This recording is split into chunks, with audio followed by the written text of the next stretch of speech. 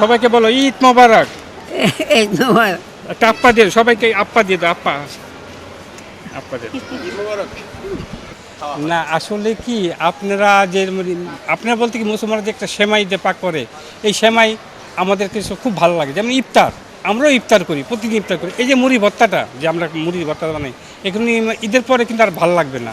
এখন যে টেস্টটা লাগতেছে, যে ভালো লাগতেছে, এখন কিন্তু আমরা মনে করেন যে ফিলিংসটা পাচ্ছি, যে স্বাদটা পাচ্ছি, ঈদের পরে এটা পাবো না। আপনি শুধু পুরি, পেঁয়াজু, আলু চপ, বেগুনি, ভুট ঘুনিতে যে একটা মুড়ি মাখেন, যে স্বাদটা লাগবে, আপনি ঈদের পরও যদি আপনি অনেক কিছু দিয়ে করেন সেই স্বাদটা লাগবে না। এটা আমাদের কাছে বড় একটা ফিলিংস, বড় একটা স্বাদের বিষয়।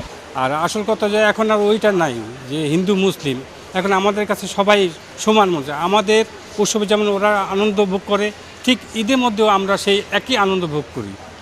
আর এখন তো ওই দিনটা নাই যে ভেদাভেদ থাকবে, এখন সবাই সমান।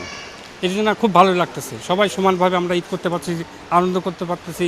এটাই আমাদের সবচেয়ে বড় চাওয়া, বড় পাওয়া। আমাদের ঈদ, আমরা ছোট থেকে বড় হয়েছি, ঈদ পূজা কোনো কিছুই কখনো ভেদাভেদ করি না। আমরা ছোট থেকে বড় মিলেমিশে এই আনন্দ উপভোগ করছি, এখনও করতেছি। যতদিন বাঁচবো ততদিন করে যাব। আমাদের মধ্যে নাই, আমাদের কোনো পূজা মণ্ডপে লেখা আছে আজ পর্যন্ত পাইছেন যে এখানে মুসলিম ধর্ম ঢুকতে পারবে না, বুদ্ধ খ্রিস্টান? এগুলি যারা করে এগুলো আমাদের মধ্যে নাই। সারা জীবনই করে, শুধু হিন্দু মুসলিম না, যাদের ভিতরে এইসব মনোভাব থাকে তারা শুধু পূজার ঈদ নিয়ে না, সারা বছর খুঁটিনাটি নিয়ে থাকবে। আর যাদের মন থাকবে পবিত্র, সৎ, তাদের ভিতরে কিন্তু এই জিনিসটা দেখা যাবে না।